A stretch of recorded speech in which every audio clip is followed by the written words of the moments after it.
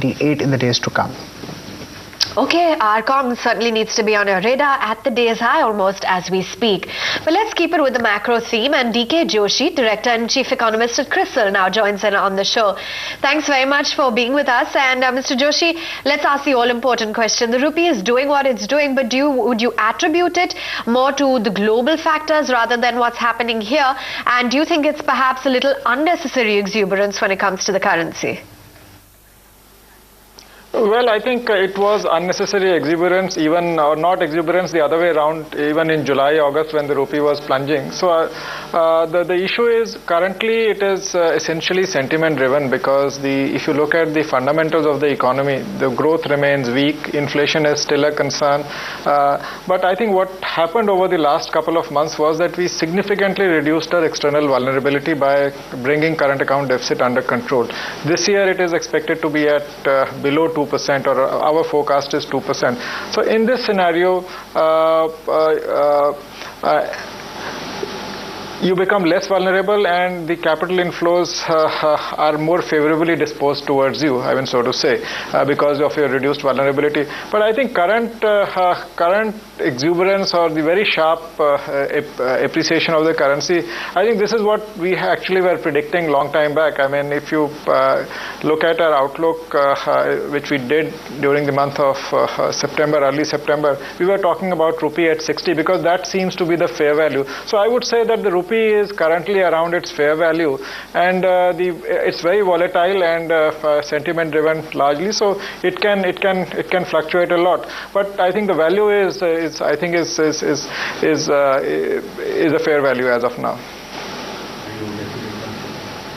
Mr. Joshi, what to you appears more inexplicable, the strengthening of the rupee or the RBI's apparent inaction? There have been reports of banks buying, and perhaps they're buying it at the bidding of the Reserve Bank of India. But which is a bigger surprise? After all, in the past, the RBI should have learned from its mistakes of not adding to its reserves when the rupee was strengthening. It does, after all, have an impact on export performance as well.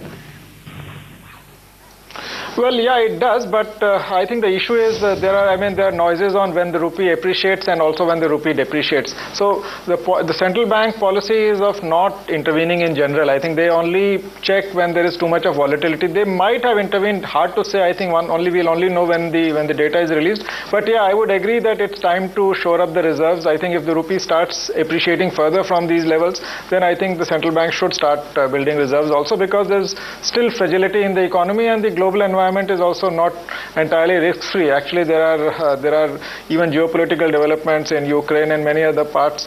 I think that entails some risk for us. So I think it's a good idea to start shoring up the reserves if the rupee shows further trend in appreciation. In a scenario like the present, the export sector would play a very important role. And given that, which do you think weighs more with export performance? Will the strengthening of the rupee dampen exports, or will this be offset by a reviving Western economy?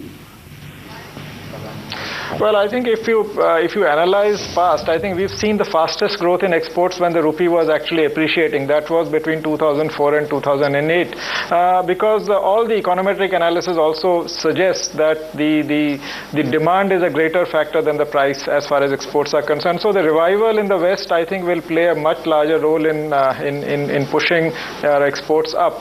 The currency also helps at the margins, but I think it's the most dominant factor is going to be the revival of advanced economies. I think there's some comfort from Europe and also from US, but on the other side, the China seems to be slowing. So, but overall, I think this the pickup in the global economy is entirely this time West-driven, and I think that should help our exports a little bit.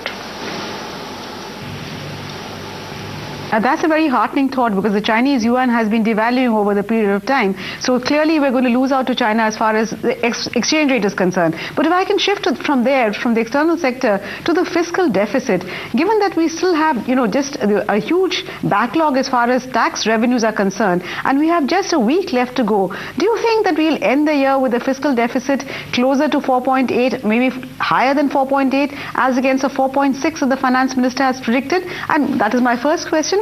And my second question really is, what would that mean for the borrowing calendar? Will we see more borrowing towards the end of the year? Well, I think our fiscal deficit forecast was 4.8% of GDP because we did expect some slippages. But what has happened is there is a shortfall on the tax revenue front, but they've tried to make it up through pushing the divestments a little bit. So I think we might end up somewhere between 4.6 to 4.8% of GDP. And I don't see much surprises on the borrowing calendar side also at this moment. So we don't have a call on that as yet. But I don't expect any sharp swings there. So Joshi, what is it that you expect the central bank to do on the 1st of April? Well, we expect the central bank to be on hold, not to keep the interest rates on hold. A couple of reasons for that. One, the inflation has come down quite sharply, both in CPI and WPI.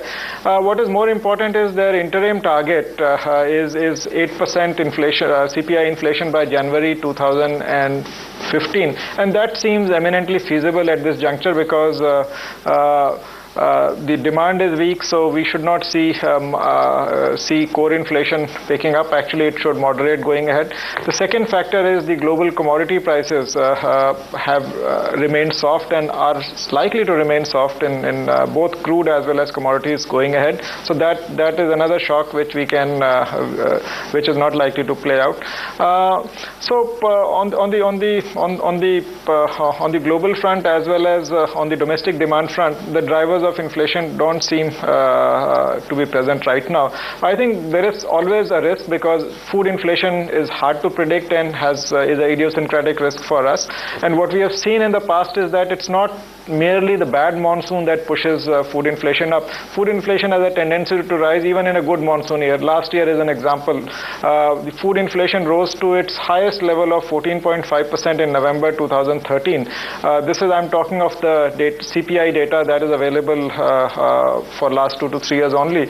I think this was the highest level despite the fact that we got a very good monsoon. So food inflation can spike even if you get a good monsoon next year. But our call is that food inflation will remain soft as this year's base is high, and if monsoons remain normal, I think that would be a good, reasonable assumption to go by. So there is the point I'm trying to make is that there's some comfort on the demand front. There's some comfort on the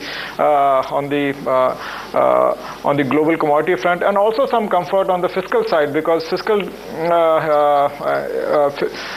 deficit, high fiscal deficit, or fiscal stimulus was one of the factors that led to higher inflation during 2010, 11, 12, etc. And now I think that is clearly not there. Fiscal policy is very restrictive, monetary policy is restrictive. These things are going to ensure that inflation doesn't go out of hand, and so our call is that 8% is in sight, so central bank will hold. Now the issue is their next target, if of 6%. That cannot be achieved in a business as usual scenario because food inflation has shown no tendency to soften very sharply and sustain there.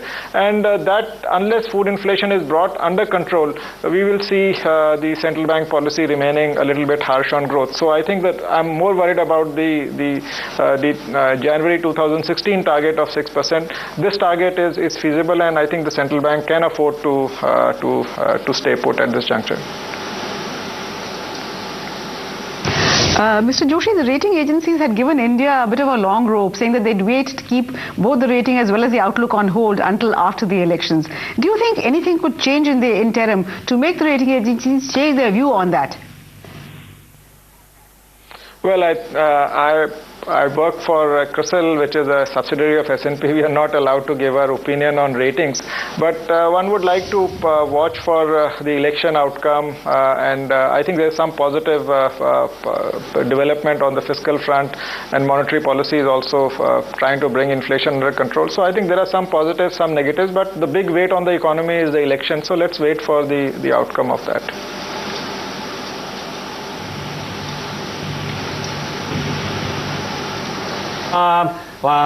Mr. Joshi, as well as Maithili, thanks so much for being a part of this discussion and taking us through what are the key things to watch out for over the course of the next few days. So that's the macro actually.